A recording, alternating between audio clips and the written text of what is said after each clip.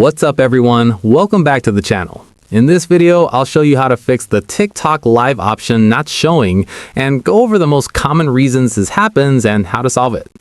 First things first, close and reopen the TikTok app.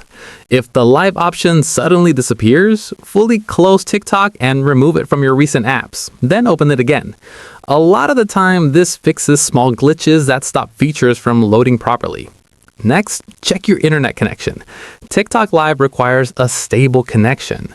If your Wi-Fi or mobile data is slow or cutting out, TikTok may not load all features, including Live.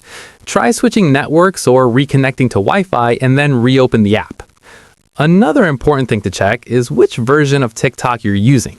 If you're on TikTok Lite, the Live feature will not appear. TikTok Lite is a stripped-down version of the app, and Live is only available on the full TikTok app. Make sure you've installed the regular version from the App Store or Play Store.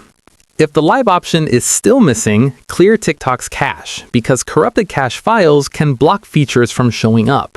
You can do this directly inside TikTok by going to your profile, tapping the three lines in the top right, opening Settings and Privacy, scrolling down to free up space, and tapping Clear next to cache.